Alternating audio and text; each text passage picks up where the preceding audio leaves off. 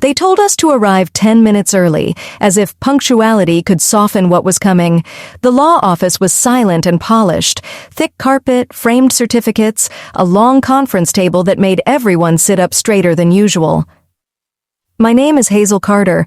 I'm 38, and in my family I've always been the easy one. People say that like it's praise. What it usually means is, don't ask for much. I took the last chair. My brother, Ethan, sat closer to the head, tapping his foot like he had somewhere better to be. He's the kind of man who fills a room without trying. My father, Richard, sat beside him with his shoulders squared and his face set, his boardroom expression. My mother sat across from me, hands clasped, eyes lowered, as if looking up might invite a fight. A few other relatives had shown up too, dressed in their best version of mourning. They spoke in low voices and then fell quiet, waiting. At the head of the table sat Daniel Ross, my grandfather's attorney. He was calm and precise, the way professionals are when they've seen families come apart in rooms like this. A leather folder lay in front of him like a sealed verdict. My grandfather, William Carter, had been a billionaire. He was a man of buildings, contracts, and quiet power. In the last year of his life, when his health began to fail, the family treated his bedside like a place to make appearances. 10 minutes, a promise to come back soon, and then they were gone. I was the one who stayed. That doesn't make me special. It makes me someone who couldn't stand the idea of an old man dying surrounded by people who wanted his fortune more than his company. My grandfather wasn't warm, but he noticed things. And I walked into that office with a small, stubborn hope that he had seen me in a way the rest of my family never did. Daniel Ross cleared his throat. "Thank you all for coming," he said. "Mr. Carter left specific instructions. I will read his will in full. Afterward, we will address questions in an orderly manner." Orderly. That word always sounds nice until someone doesn't like what they hear. He began with formal language, dates, legal phrases, names spelled out as if spelling could prevent arguments. As he read, I watched my father's face. I watched Ethan's eyes. Grief can make people quiet, but so can anticipation. Then the bequests started. Daniel announced a large inheritance for my father. Richard didn't smile. Not exactly, but the tightness at the corners of his mouth eased. Ethan received his share next. Cash, investments, interests in property. My brother leaned back in his chair like it had been designed for him. Other relatives received their portions too. Each time a number was read, someone's posture changed. Spines straightened, shoulders loosened. A hand went to a throat as if overcome. I saw eyes flicker with calculation, then quickly soften into practiced sadness. I kept waiting for my name. Daniel's gaze moved down the page. He paused, only a breath, but it was enough to make my stomach drop. And to my granddaughter Hazel Carter, he read, "I leave $50. For a second I thought I'd misunderstood. $50? Not 50,000? Not even 500? 50? The room didn't respond with compassion. It responded with relief. Relief that the humiliation belonged to someone else. Ethan laughed out loud, not even trying to hide it. Someone muttered, "That's all?" Another person made a small sound that was supposed to be a cough. My face went hot. I felt that old familiar sensation of being singled out, made smaller, reminded of my place. I looked at my mother, hoping, still hoping at 38, that she might say something. She didn't. Daniel Ross didn't look pleased by the reaction. He reached into the folder and slid an envelope toward me. Inside was a single, crisp $50 bill. I stared at it the way you stare at a wrong turn you can't take back. My first instinct was to push it away, but leaving it there felt like leaving a part of myself on that table for them to pick at. So I took it. My fingers closed around the bill, and I kept my face as calm as I could, because tears would have been a gift to them. Ethan leaned toward me, voice low and sweet like poison. "Well," he said, "don't spend it all in one place." A few people chuckled. My father didn't look at me. He was already focused on what came next, as if I'd been dealt with and dismissed. I lowered my eyes to the bill, mostly to avoid looking at their faces. Under the bright lights, something caught my attention, a faint line drawn beneath part of the serial number, neat and deliberate, and a tiny mark near the corner, almost like a careful initial. It didn't look accidental. My grandfather did not do things by chance. Whatever else could be said about William Carter, he was meticulous. If he had wanted to insult me, he would have done it with words sharp enough to make sure I understood. This felt different, too quiet, too strange. And then a memory surfaced. Late one night, months before he died, we'd sat together in his dark study while the rest of the house slept. He'd looked out at the window like he was watching his own life from a distance. "If you want to hide the truth," he'd said, almost to himself, "put it somewhere no one bothers to look." At the time, I assumed he meant business. Sitting there now, holding that crisp bill while my family laughed at my humiliation, I wondered if he had meant something else entirely. I folded the $50 carefully and slid it back into the envelope. Around me, the room returned to its orderly greed, already moving on. But inside me, the embarrassment began to settle into something steadier.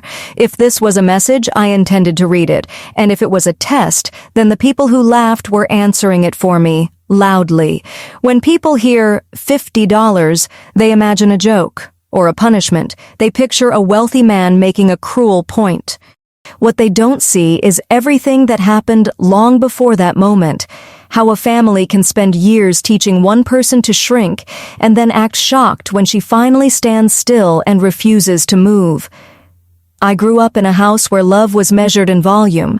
Whoever spoke the loudest, whoever demanded the most, whoever created the biggest drama, those were the people who got attention. Ethan learned that early. He learned to make jokes at dinner and hold the room. He learned to interrupt with confidence and call it leadership. When he came home with a good grade, my father would clap him on the back like he'd closed a major deal. When he came home with a bad grade, my mother would rush in to explain why it wasn't his fault. And me?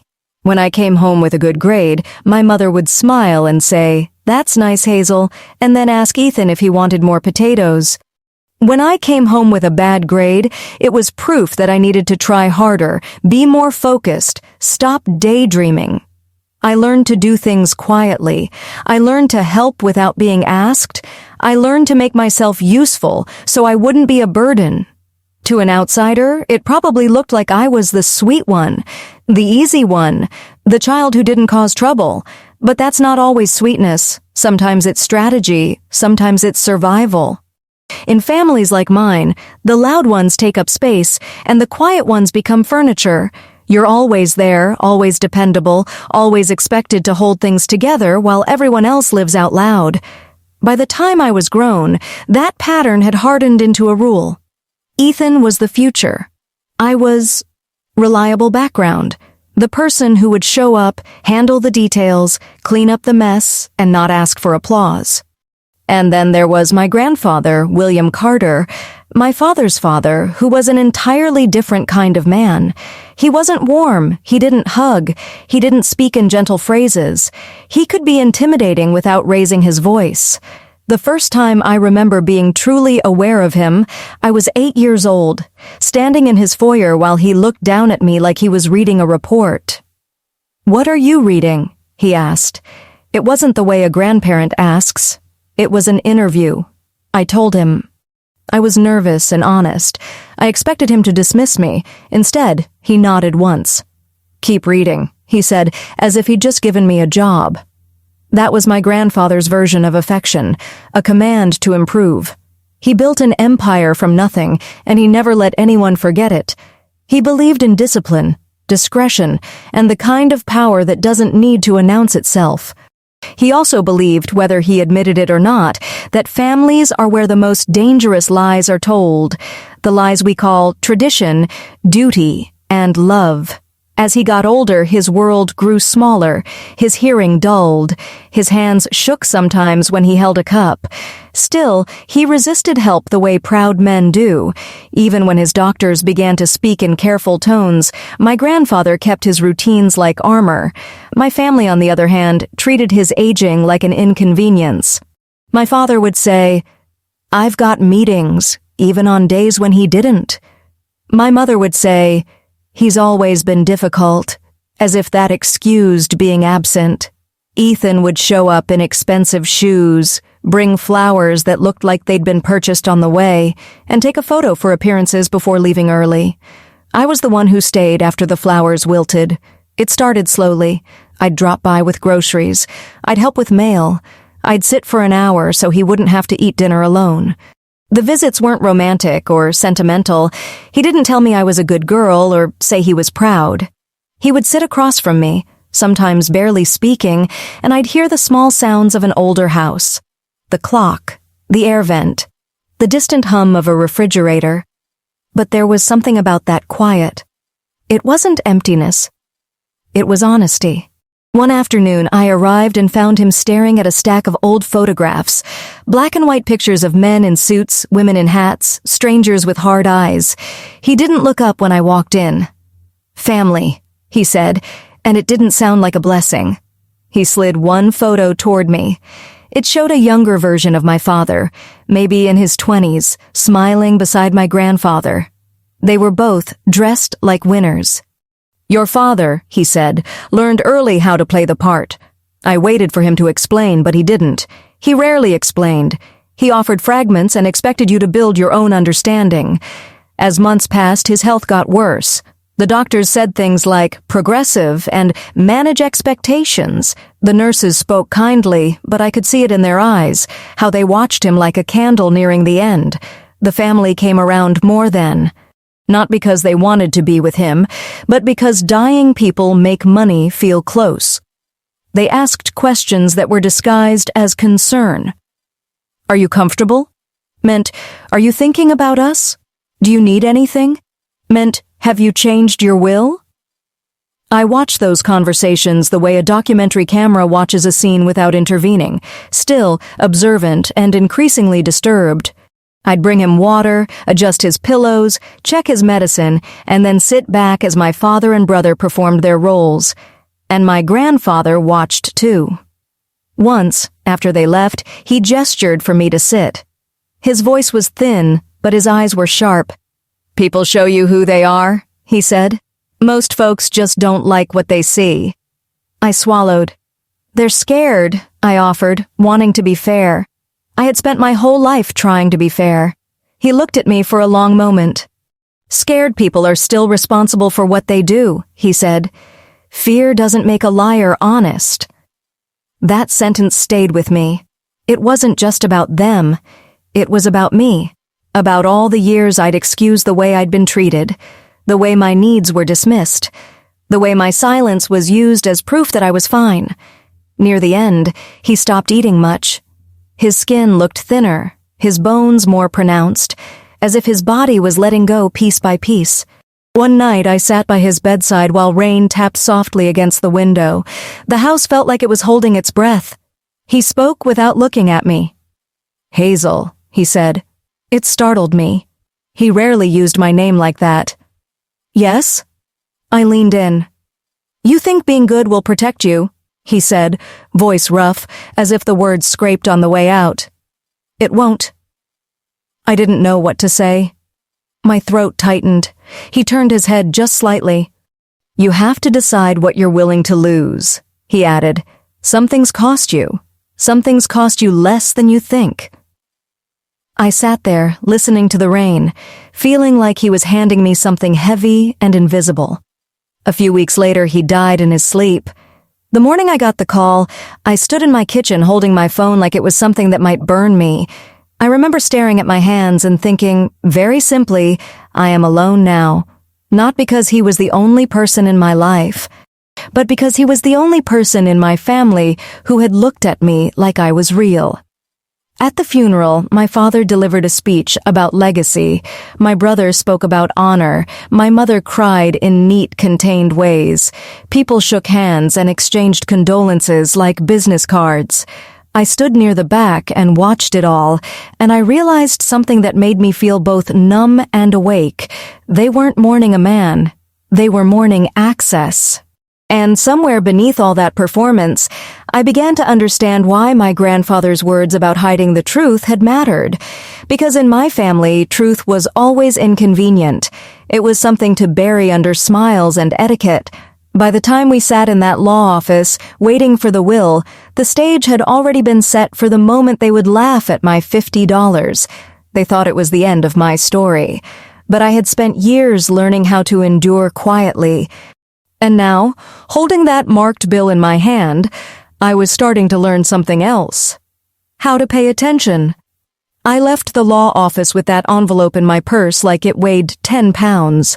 In the hallway, the air felt cooler than it had inside, and the fluorescent lights made everyone's faces look pale and sharp.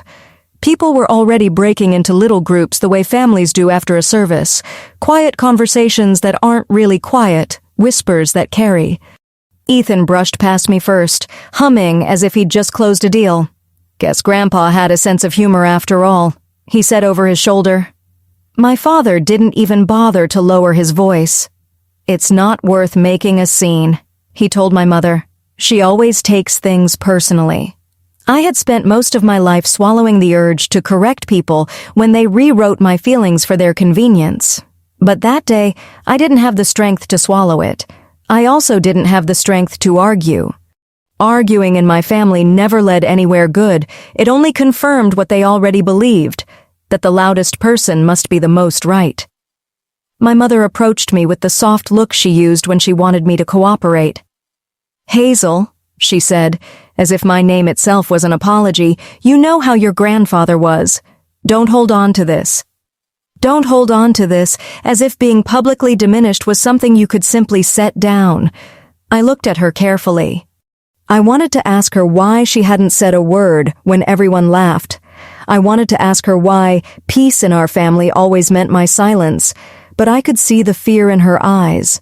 Fear of conflict, fear of losing her place, fear of anything that might disturb the structure she'd built her whole life around.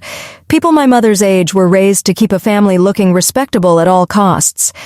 Some of them still believe that if you polish the surface long enough, the cracks underneath stop existing. I used to feel sorry for her. That day, I felt something harder than pity. "I'm not holding on to anything," I said quietly. "I'm just leaving." She opened her mouth as if to stop me, then glanced toward my father and Ethan, and her courage evaporated. She nodded once, a small surrender, and stepped aside. Outside, the city noise rushed in. Cars, voices, the life of strangers continuing without caring that my world had just shifted. I walked to the parking garage with my keys in my hand and my throat tight. Halfway down the ramp, I heard footsteps behind me. I turned and saw Daniel Ross, the attorney, moving quickly, his folder tucked under his arm. "Ms. Carter," he said. I stopped. I didn't know what I expected him to say. I didn't expect him to offer comfort. Lawyers are trained not to offer much of anything that could be misunderstood, but he looked at me with something I hadn't seen in that room, something like concern, or maybe respect. "I'm sorry for what happened in there," he said. "I can't control how people behave." "That's okay," I replied, though it wasn't okay. He hesitated, as if weighing words carefully. "Your grandfather was deliberate," he said. "I've handled many estates. Mr. Carter did not do things without reason." My heart gave a strange little jolt. "Are you saying—" "I'm saying," he interrupted gently, "that I would advise you to read everything he left you closely. Sometimes what looks like a small gift isn't small at all." He didn't give me anything else. No hint, no code, no dramatic revelation. He simply nodded and turned back toward the building, leaving me standing there with the sound of his shoes fading on concrete. Deliberate. That word followed me down the ramp to my car. I sat in the driver's seat and closed the door. The silence inside the car felt like a blanket. My hands were shaking slightly, not with fear exactly, but with the aftershock of humiliation. It's a peculiar thing, being laughed at as an adult. It doesn't feel like childhood teasing. It feels like a public announcement that you are still, in their eyes, small. I placed the envelope on my lap and stared at it. $50. That was the value they thought I deserved. $50 was what some people spent on dinner and forgot by the next day. I opened the envelope and pulled out the bill again. It was crisp, newer than most bills that pass through hands. My grandfather could have handed me a wrinkled 50 from his wallet if he wanted to be careless. He wasn't careless. Under the light coming through the windshield, I saw the marks more clearly, one thin underline beneath part of the serial number, and near the corner a tiny symbol that looked like a small W, or maybe a simple flourish. I turned the bill over. The paper felt ordinary. The ink looked ordinary, but those marks felt like a finger pointing at something. I thought of the night in his study. If you want to hide the truth, put it somewhere no one bothers to look. In my family, nobody bothered to look at me. They looked past me. They assumed I didn't matter enough to have anything hidden in my direction. The thought made my stomach twist, and then it made me strangely calm. I took out my phone and snapped a picture of the bill. Then I zoomed in on the serial number and wrote it down on a notepad app, including the underlined portion. I wrote down the symbol. I wrote down the date. Then I sat there and asked myself the question my grandfather had tried to force into me during those final months. What are you willing to lose? If this was nothing, if it was truly only $50 and an old man's final insult, then digging into it would make me look foolish. My family would laugh harder. They'd say I couldn't let go, that I was dramatic, that I was proving why I didn't deserve more.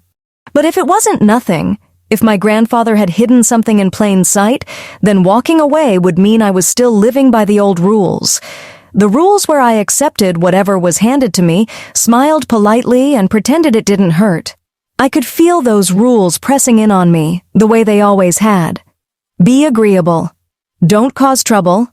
Don't embarrass the family. Don't ask questions. And then another voice surfaced in my memory, my grandfather's voice, quiet and uncompromising. Being good won't protect you. I breathed in slowly. I looked at that $50 bill one more time and made a decision that felt both small and enormous. I wasn't going to run to my father and demand answers. I wasn't going to argue with Ethan. I wasn't going to plead for fairness from people who treated fairness like a weakness. I was going to follow the trail, not in a dramatic, loud way. In the way I'd done everything my whole life, carefully, patiently, paying attention. I started the car and drove home through late afternoon traffic, watching the city slide by in gray and gold. At stoplights, I'd glance down at the picture on my phone and study the marks again. Numbers, underlines, a symbol. It could be a bank box reference. It could be a safe deposit key. It could be a private account. My grandfather had lived in a world where the most valuable things were often stored behind quiet doors, not announced at family dinners. Back at my apartment, I made tea I didn't really want and sat at my kitchen table like I was preparing to do homework. I laid the bill flat and stared at it until my eyes blurred. I thought about my grandfather's house, his study, his old habits. I thought about the way he'd always done business, through institutions that valued discretion. I thought about the way he'd watched my family and said almost nothing, like a man taking notes. Then I remembered something else. A name. A place. When I was younger, my grandfather used to mention a particular bank, almost affectionately, the way some older men speak about a company that has served them well. He'd said once, "They don't gossip. That's why I keep my accounts there." I stood up so quickly, my chair scraped the floor. I went to my desk drawer and pulled out an old envelope of papers I'd kept after helping him sort mail one day. Mostly harmless things, brochures and notices he didn't need. I flipped through them until I found it. A statement header, faded but readable, with the bank's name printed at the top. My hands went cold. I sat down again, staring at that name as if it had been waiting for me all along. Outside, the sun slipped lower and the room darkened. I didn't turn on the lights right away. I just sat there with the $50 bill and the bank name and the steady, unsettling feeling that my grandfather had left me a door. And tomorrow, I was going to knock. I barely slept that night.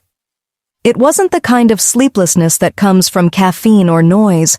It was a quiet, stubborn wakefulness, the way your mind stays lit when it senses a truth nearby. I lay in bed listening to the ordinary sounds of my apartment, the refrigerator humming, a distant car passing, while that $50 bill sat on my kitchen table like a dare. In the morning, I dressed carefully, the way I used to dress for interviews. Not because I planned to impress anyone, but because I needed to feel steady inside my own skin. I chose a simple blouse, a dark coat, sensible shoes. I tucked my hair back.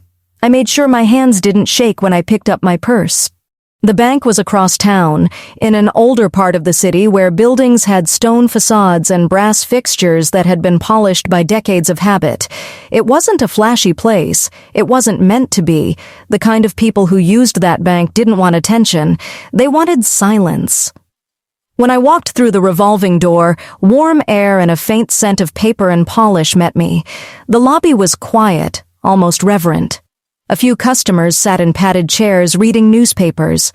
It reminded me of places my grandfather liked, places where people spoke softly and kept their business to themselves. I approached the front desk and offered a small, polite smile. The young teller looked up, professional and pleasant. "Good morning. How can I help you?" I hesitated. Part of me wanted to blurt everything out. My grandfather, the will, the $50. But another part of me heard my grandfather's voice again. Put it somewhere no one bothers to look. If he'd hidden something, it would be protected by discretion. I needed to act like someone who belonged in quiet places. "I'm looking for someone who can help me with a matter related to William Carter," I said. "It may involve a safe deposit box." The teller's expression shifted in a way that was almost invisible. Her smile stayed, but her eyes sharpened slightly, as if she'd stepped into a different category of conversation. "One moment," she said, and picked up the phone. While she spoke softly into the receiver, I stood there with my purse strap looped around my wrist, feeling my heartbeat in my throat. My mind kept jumping between hope and embarrassment. If this led nowhere, I would have to carry that failure alone. My family would never know, because I wouldn't give them the satisfaction. The teller hung up and looked at me again. "Mr. Thompson can see you," she said. "Right this way." She led me past the public counters into a hallway that felt more private, more insulated. The carpet was thicker. The lighting was warmer. It was the kind of hallway designed to make you forget the outside world exists. At the end was a door with frosted glass. "Thompson, branch manager." She knocked lightly and opened it. "Mr. Thompson, Miss Carter is here." A man in his late 50s stood from behind his desk. He had silver hair and a careful posture, the kind of person who had spent years learning the value of calm. His suit was dark and well-fitted. His eyes were alert, not unkind. "Miss Carter," he said, offering a hand. His handshake was firm but not showy. I could imagine my grandfather approving. "Please, have a seat." I sat in the chair across from him. The office was understated. Wood shelves, a framed landscape painting, no personal photographs on the desk. It felt intentional, like a place built to hold secrets and never spill them. Mr. Thompson folded his hands. "How may I assist you?" I took a breath and pulled out the envelope. I placed the $50 bill on his desk, smooth and flat as if presenting evidence. His eyes dropped to it. He didn't touch it at first. He simply studied it for a few seconds, and in that quiet pause, I felt something inside me tighten. Then he reached out and picked it up carefully, using 2 fingers as if it were fragile. He angled it toward the light on his desk. His face remained composed, but I saw a flicker. Recognition. He looked up at me. "Where did you obtain this?" "It was left to me," I said, "in my grandfather's will, William Carter." Mr. Thompson's gaze returned to the bill. He turned it over and examined the marks near the corner and the line beneath the serial number. He nodded to himself once, slowly. "I see," he said, and his voice had changed. It was still polite, but it was more guarded now. "May I ask if you have identification?" "Yes." I handed him my driver's license, then my passport, because I didn't want there to be any question. He compared the name to the name he clearly already knew, then picked up the phone on his desk. "Please hold my calls," he said quietly into the receiver. "And ask security to remain near the private hallway." When he set the phone down, he stood, walked to the door, and turned the lock. The click was soft, but it echoed in my chest. I stared at him. "Is something wrong?" "Not wrong," he said, returning to his seat. "Sensitive." He placed my identification back in front of me with care. "Ms. Carter, your grandfather held a long-standing relationship with this institution. He also established certain procedures for confirmations." I swallowed. "Confirmations?" He slid the bill toward me, pointing to the underlined section of the serial number. "This underline," he said, "is not random. It corresponds to an internal reference number. Your grandfather used a system, simple on the surface, recognizable to the right people." He tapped the small symbol in the corner, "and this mark indicates authorization." My mouth went dry. "Authorization for what?" Mr. Thompson studied me for a moment. "Forgive me," he said, "but I must be thorough. Did your grandfather ever speak to you about a private deposit arrangement? A secured box outside the terms of standard estate distribution?" "No," I said honestly. "He didn't tell me anything directly. He said the truth is often hidden where people don't look." Mr. Thompson's expression softened slightly, as if he'd heard that kind of line from William Carter before. He opened a drawer and pulled out a small ledger. He wrote something, then stood. "Please come with me," he said. My legs felt heavy as I followed him out of the office and down the private hallway. The bank grew quieter as we went deeper, away from the front lobby. At a secured door, he swiped a card and entered a code. The door clicked open. Inside was a corridor of vault rooms, thick doors, metal panels, the kind of architecture that feels less like a building and more like a fortress. The air was cooler here, and the silence had weight. Mr. Thompson stopped at another door and turned to me. "I need to explain something plainly," he said. "Whatever exists in this deposit arrangement is not part of the will as read by the attorney, unless your grandfather explicitly included it. It is a private holding. To access it, we require verification and your consent." "My consent?"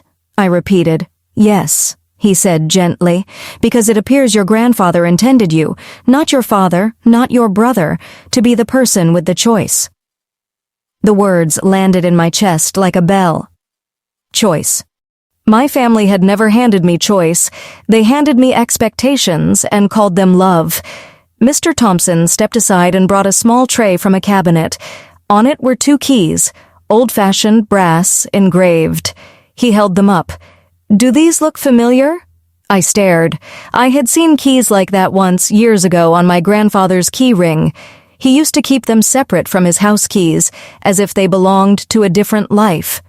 "I think so," I whispered. Mr. Thompson nodded. "Then we are in the correct place." He moved to a large vault door, inserted 1 key, and turned it. He looked at me. "Now you must turn the 2nd key, Ms. Carter. That is our procedure." My hands felt clumsy as I took the key he offered. I stepped forward, inserted it into the 2nd lock, and turned. The vault door opened with a slow, heavy sigh, as if it had been holding its breath for years. Inside, rows of safe deposit boxes stretched along the walls, small, neat rectangles, each one a private world. Mr. Thompson guided me to a particular section and selected a box with practiced precision. He inserted his key. "Again," he said, "you will use yours." I inserted my key beside his and turned. The lock released. He pulled the box outward and placed it on the tray, then stepped back. "I will give you privacy," he said. "If you require assistance, press the call button." He left me alone in the vault room. I stood there for a moment, staring at the metal box as if it might bite. My heart was pounding, loud in the quiet. I thought of the law office, the laughter, the smirks, the way Ethan had made a joke of my worth. I thought of my grandfather's tired eyes and the last time he'd used my name. Then I lifted the lid. The first thing I saw was a stack of documents, neatly organized, bound with a clip, labeled in my grandfather's handwriting. Beside them was a velvet pouch that clinked softly when my fingers touched it. I opened it and saw gold coins, heavy and bright, the kind that looked more like history than money. Under the documents was a thick folder stamped with the name of a trust, and beneath everything, was a sealed letter in a cream envelope. On the front, in the same careful handwriting, was my name. Hazel. For a second, the world narrowed to that single word. My name, written by a man who rarely spoke it, placed here like a final hand on my shoulder. I sat down on the bench inside the vault room because my knees suddenly didn't trust me. My fingers hovered over the envelope. I could feel the edge of it, the firmness of paper that had waited in darkness for me. Outside this room, my family believed the story was finished. $50, a joke, an ending. But here, in the cold quiet of a bank vault, I was holding the beginning of something else. Something my grandfather had hidden so well that even the people closest to him didn't know where to look. I slid a finger beneath the flap of the envelope, and I opened it. The paper inside the envelope was thick, the kind you choose when you intend your words to last. My grandfather's handwriting was steady, smaller than I remembered, but still firm, still controlled. He didn't write like a man asking for forgiveness. He wrote like a man leaving instructions. I unfolded the letter slowly, as if haste might tear it, and then I began to read. My dear Hazel, if you are holding this, it means you did not accept the easy story. I swallowed hard. My eyes stung. Not from sadness exactly, but from the shock of being addressed so directly. In my family, the truth was usually delivered sideways, wrapped in jokes or criticism. Here it was plain. He continued, I have watched you for years. You moved through this family like someone trying not to disturb the furniture. You learned that skill early. It kept you safe. It also made you invisible to people who only see what demands their attention. You are not invisible to me. I had to pause. My breath hitched. In the quiet vault room, his words sounded like a voice. I read on. I did not leave you $50 because that is your value. I left you $50 because it is a number small enough to reveal the hearts of the people around you. They will laugh, they will pity, they will pretend. They will tell you to let it go, because letting it go is how they keep control. Pay attention to who speaks, who stays silent, and who turns away. That is your inheritance as much as any money. A memory flashed. Ethan's laugh, my father's indifference, my mother's lowered eyes. I felt my shame begin to change shape. It didn't feel like a wound anymore. It felt like evidence. The letter continued. I built my fortune by learning one simple truth. Most people do not change when money enters the room. They become more of what they already are. Greed does not arrive with wealth. It reveals itself. I could almost see him saying it in that quiet, unsentimental tone, the kind of sentence older people carry because they've watched enough of life to stop romanticizing it. He wrote, I have provided for your father and brother according to what society calls fair. But fairness is not always justice, and I am not interested in rewarding performance. The private holding you have found belongs to you alone. Not because you are my favorite, because you are the only one who has demonstrated, through years, not speeches, that you understand what responsibility is. My hands tightened around the paper. Responsibility. That word had been thrown at me my whole life like a chain. Be responsible, Hazel. Be mature. Be the one we can count on. But in my grandfather's letter, the word felt different. It felt like a key. He explained the structure in careful, almost businesslike language. The holdings were in a trust. The assets included investments and a secured reserve, cash, gold, and property interests. He wrote an estimate, not as a boast, but as a fact. 32 million. I stared at the number until it stopped looking like language and started looking like a different universe. $32 million.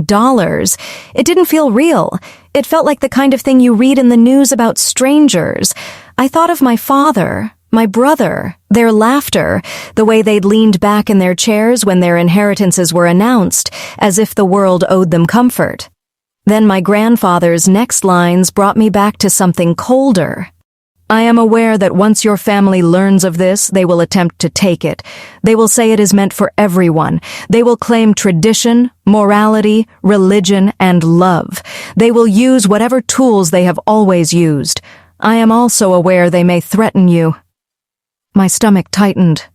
The letter was no longer just a revelation. It was a warning. He continued, "The trust is designed to protect you. The legal framework is sound. Mr. Ross and Mr. Thompson will assist you if you ask. But documents cannot protect a woman who still believes she must keep the peace. This is the part that money cannot do for you. You must do it for yourself." I set the letter down on the bench and pressed a hand to my mouth. My grandfather wasn't just leaving money. He was leaving a confrontation. He was forcing me to become the kind of person who could hold something valuable without immediately handing it away to avoid discomfort. In the silence, I could hear my own breathing. I was suddenly aware of how much of my life had been shaped by fear, not fear of danger, but fear of displeasing, fear of being called selfish, fear of being labeled difficult, fear of losing what little belonging I'd been allowed. Older generations especially carry deep lessons about family loyalty. My grandparents' era survived hard times where family was often the only safety net. It made sense then to prioritize unity over individual happiness. But the shadow side of that belief is this: in some families, loyalty becomes a leash. You're told to sacrifice because we're family, but somehow the sacrificing always falls on the same person. My grandfather knew that. He wasn't sentimental about it. He was practical. I picked the letter back up. "If you want my advice," he wrote, "do not announce this to anyone. Do not brag. Do not seek validation. Quiet wealth is safer than loud wealth. Pay off your debts. Build your life. Give yourself time to discover who you are when you are not being managed by other people's expectations. If you choose to help your family, do so from a position of strength and with boundaries. Do not call it love when it is only guilt." I read that line twice. Do not call it love when it is only guilt. I thought of my mother's voice. Don't hold on to this. Don't make trouble. Let it go. I thought of every holiday where I helped clean up while Ethan sat and told stories. Every time I was expected to accommodate, to soothe, to fix. Then I reached the part that made my throat close. You sat with me when I was not entertaining. You brought me food when I could not taste it. You listened when I did not speak. You did not try to earn anything. You simply stayed. There is a kind of dignity in that, Hazel. Do not lose it, but do not confuse dignity with surrender. I couldn't stop the tears then. They slid down my face quietly, and I let them. In the vault room, no one could see. No one could comment. No one could ask me to be smaller. I wiped my cheeks with the back of my hand and kept reading. At the end of a life, you learn what matters. I cannot take my money with me. I also cannot correct the way this family has treated you, not without your cooperation. This is my attempt. Do not waste it. The letter ended with his signature, William Carter, and beneath it, in smaller writing, one last sentence. Remember, the truth is not always kind, but it is always freeing. I sat with the paper in my lap, feeling as if I'd just walked out of a long, dark room and blinked into sun. 32 million, a trust, protection, warning, and something else deeper, permission. For the first time in my life, someone had looked at me and said, plainly, you do not have to be the peacekeeper, you do not have to be the sacrifice. I pressed the letter against my chest for a moment, breathing in the faint scent of paper and vault air, and then I began to gather the items from the box. I wasn't ready to take everything right away, but I knew I needed to move with care. When I stepped back into the hallway outside the vault room, Mr. Thompson was waiting at a respectful distance. He didn't look surprised by my expression. He'd seen people open boxes like that before. He'd seen inheritance arrive like a storm. "Are you all right, Miss Carter?" he asked quietly. I nodded, though my voice felt fragile. "I think so." He guided me back toward his office. The world above ground felt louder now, phones ringing, doors opening, footsteps. But inside me, something had shifted. I was no longer just the woman who'd been laughed at in a law office. Mr. Thompson closed his office door. This time, he didn't lock it, but the privacy felt the same. He sat and folded his hands. "Your grandfather," he said, "was very clear about his intentions." I looked down at the folder of trust documents, then back up at him. What happens now? He met my eyes steadily. Now, he said, you decide what you want your life to look like. And we make sure it stays yours. I didn't answer right away. My mind was already racing ahead, not to luxury or shopping, but to danger. Because money doesn't just give you freedom, it also gives other people a reason to come closer, and I knew my family. I knew how quickly they could turn love into entitlement. As I left the bank that day, the winter air felt sharper, cleaner. I held my purse close, not because I feared being robbed by strangers, but because I suddenly understood something my grandfather had been trying to teach me. The most dangerous people are often the ones who already know your name. For a few days after the bank, I lived like someone carrying a secret in both hands. I went to work. I answered emails. I stood in line at the grocery store. From the outside, nothing about me looked different. But inside, my thoughts moved cautiously, as if one wrong step could trigger something I couldn't stop. Mr. Thompson and his team began the legal process quietly. The trust documents were clear. My grandfather had done what he always did. He built guardrails before he handed anyone a vehicle. He also left me the kind of protection most women don't get when family pressure turns sharp: structure, evidence, and professional witnesses. Still, I knew paper doesn't stop people from trying. The first sign came on the fourth day. My phone rang at 7:12 a.m. It was my mother. I stared at the screen. In my family, early calls were never about coffee or weather. Early calls were about control. I let it ring. Then it rang again. And again. By the time I picked up, my stomach was already tight.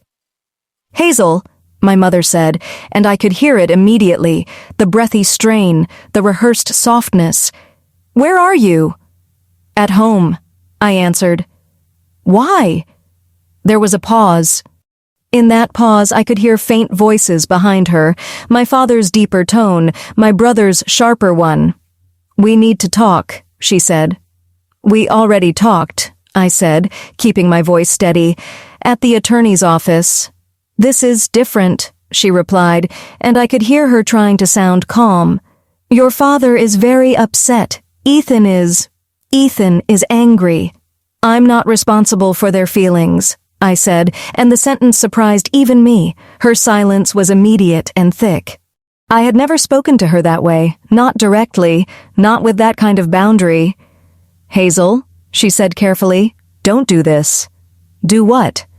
"Don't make this harder than it needs to be." There it was, the old script, the family's favorite line. Translation: don't resist, don't ask questions, don't become inconvenient. Before I could respond, my father's voice cut in, louder, as if he'd taken the phone from her. "Hazel, I'm coming over," he said. "We need to straighten this out." "I didn't invite you," I replied. "We're family," he snapped, like that phrase gave him a key to my front door. "Family doesn't laugh when you're humiliated," I said quietly. I heard a breath on the other end. An offended inhale, the kind of sound men make when they're not used to being challenged by someone they've dismissed for years. "This isn't about your feelings," my father said. "This is about what's right." I almost laughed, but it wasn't funny. In my experience, what's right in my family always meant what benefits the loudest person. "I have to go," I said, and I ended the call before my hands could start shaking. 10 minutes later, the knocking started. It wasn't a polite knock. It was the kind of knock that assumes the door will be opened because it has always been opened before. I stood in my hallway, staring at the door. The old Hazel, my old habits, wanted to rush forward, unlock it, smooth things over, offer coffee, apologize for existing. Instead, I went to the peephole. My father stood there with his jaw clenched. My brother leaned against the wall, arms crossed, looking amused and irritated at the same time. My mother was slightly behind them, clutching her purse like a shield. I took a breath and opened the door only as far as the chain allowed. "What do you want?" I asked. My father's eyes flicked to the chain and irritation flashed across his face. "Take that off," he ordered. "No," I said. Ethan gave a short laugh. "Wow," he said. "Look at you. Little Hazel grew teeth." I ignored him and kept my gaze on my father. "Say what you need to say." My father stepped closer, lowering his voice into what he probably thought was reasonable authority. "We know about the box," he said. My skin went cold, but I didn't let it show. "How?" Ethan lifted his phone. "People talk," he said. "Funny thing about banks and lawyers, there's always someone who knows someone." I understood then what my grandfather had meant about danger. Even the most discreet systems have human beings inside them. Human beings make mistakes. Human beings have cousins and friends and resentments. And in wealthy circles, information moves like smoke. My mother tried first, because she always tried first. "Hazel, sweetie," she said, stepping forward. "You don't understand what this looks like. Keeping something like that, keeping it from us." "From you?" I interrupted. "You mean from the people who laughed when I got $50? Her face tightened. "We didn't laugh." "You didn't stop it," I replied. My father's voice turned sharp. "Enough. This isn't about a joke. Your grandfather's assets belong to the family. You know that." I could feel the old fear trying to rise, fear of his anger, fear of being called ungrateful, fear of being isolated. But layered over it now was something my grandfather had handed me in that letter, clarity. "No," I said, and my voice didn't wobble. "They belong to whoever he chose." Ethan's smile thinned. "You think you're special now?" "I think I'm done being convenient," I replied. My father's face flushed. "Open the door," he said again. "I'm not opening the door," I repeated. "You can talk from there." He leaned in, voice low and furious. "Hazel, listen to me. If you try to keep this, you will tear this family apart." I stared at him for a long moment. The documentary truth of it was almost clinical. The man was not worried about love. He was worried about control.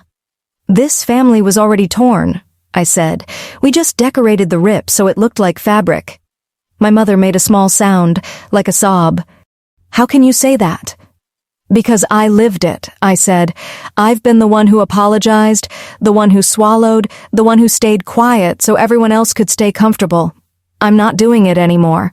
Ethan's voice turned mocking. "So what's the plan, Hazel? You're going to run off and play rich girl? Buy a new life and forget who you are?" That one hit where it was meant to. Older generations often carry a deep suspicion of women with money, as if independence is a moral flaw.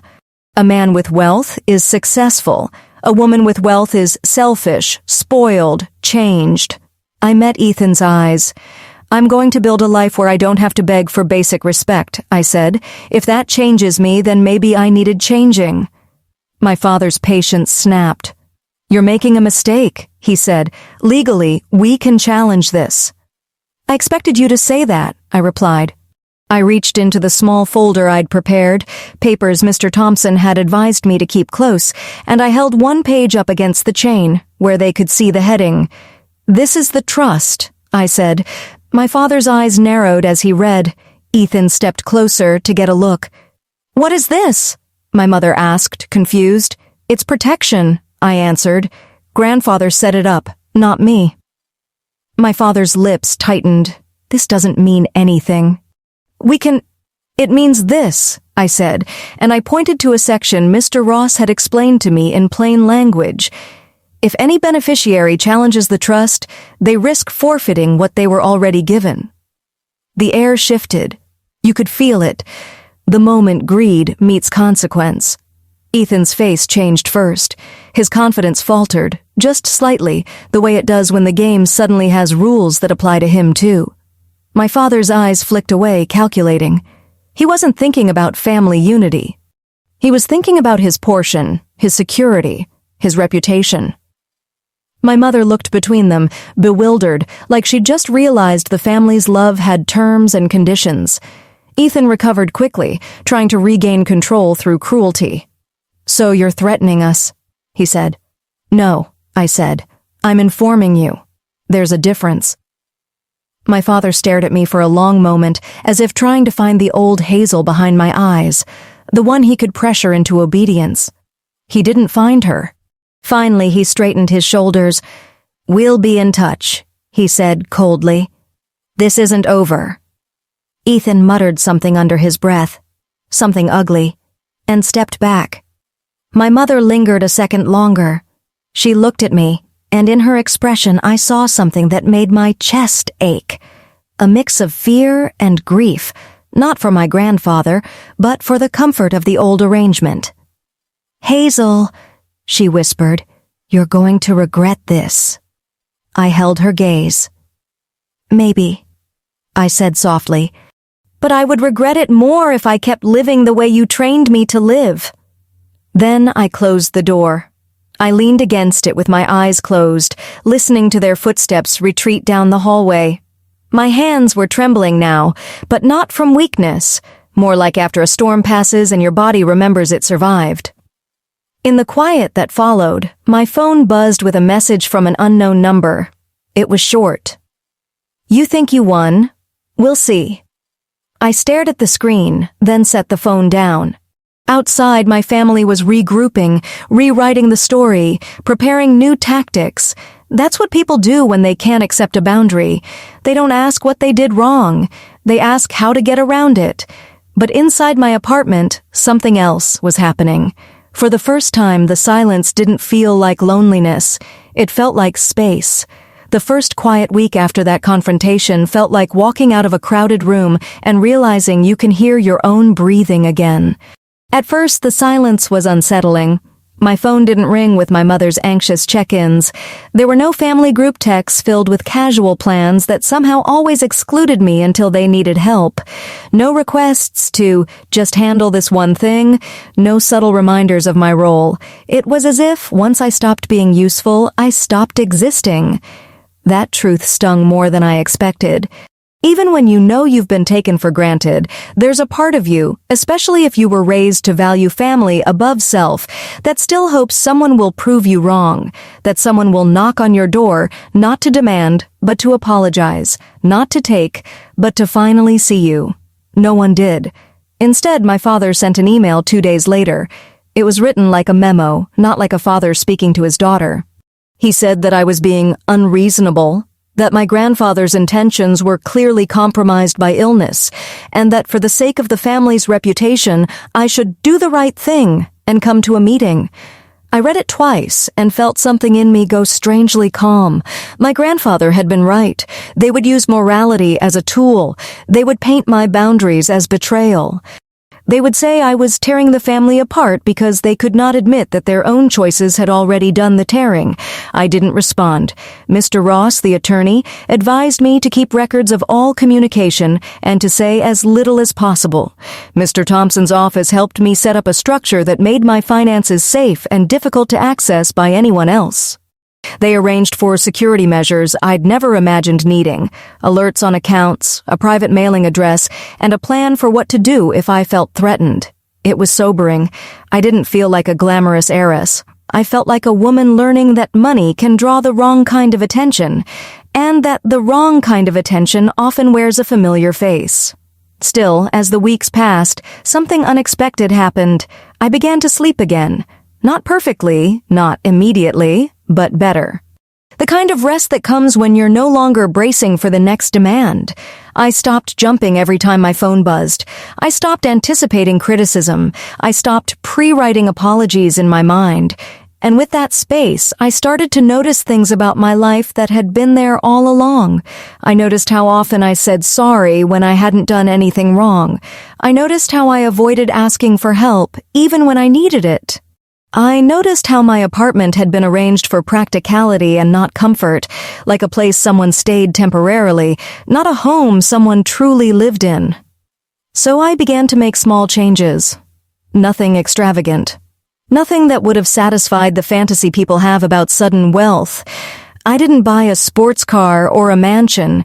I didn't post about it. I didn't announce anything to anyone. I paid off my debts first, every last one. There's a specific kind of relief that comes with that. It's not joy.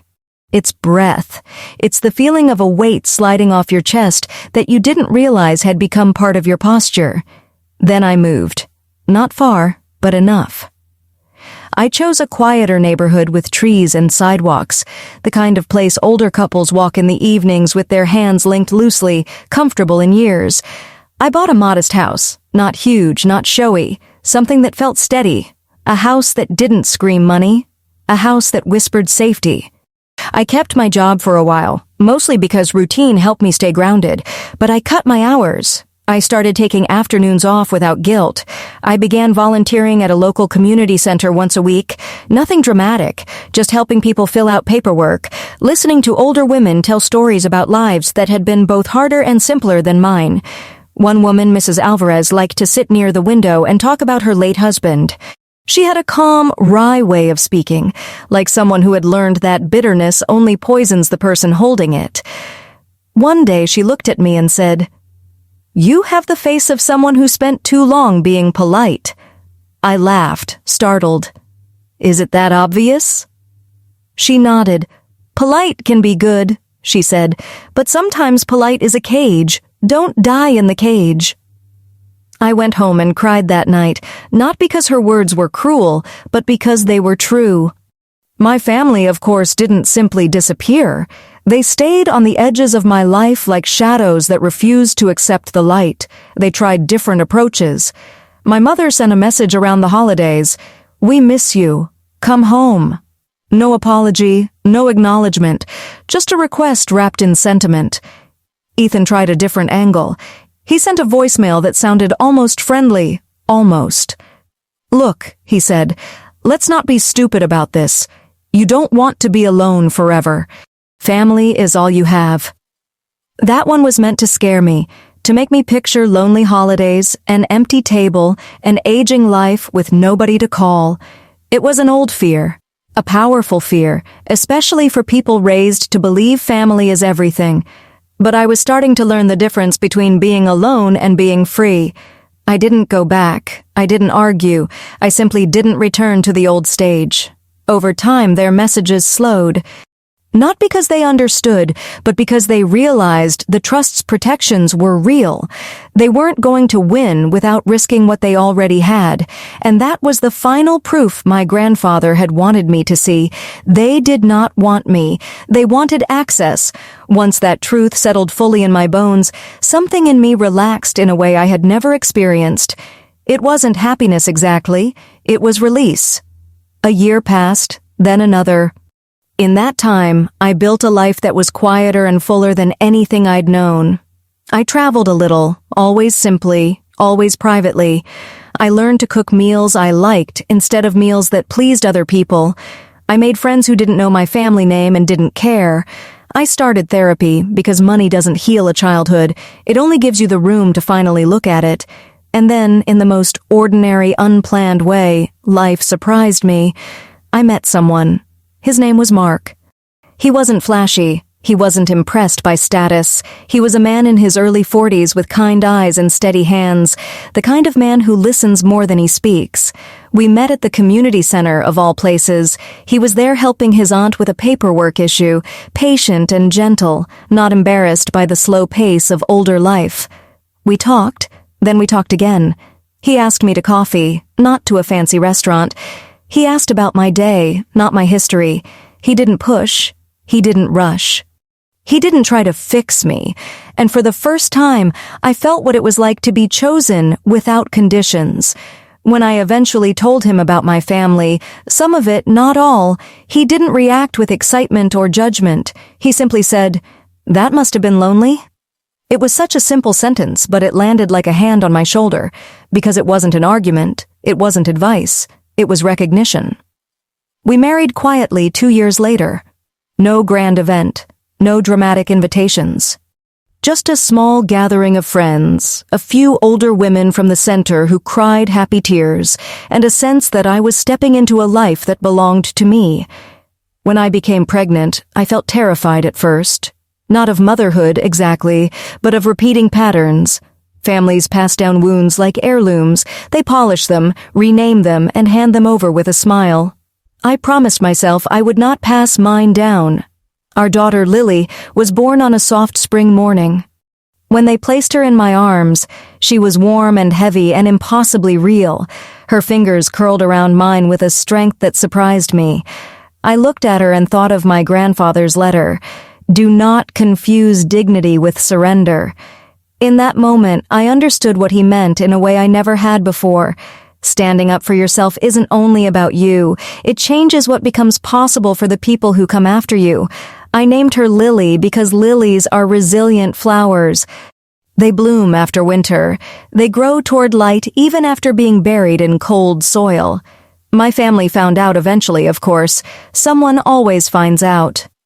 My mother sent one final message. Congratulations. We would like to meet the baby. I stared at the words for a long time. The old Hazel would have rushed to please. The old Hazel would have offered access as proof she wasn't cruel. Instead, I typed a short reply. I hope you're well. Please respect my space. And then I set my phone down and picked up my daughter. Because my grandfather hadn't given me money to become louder. He'd given me money to become free. And the greatest vindication wasn't watching my family fail to take what wasn't theirs.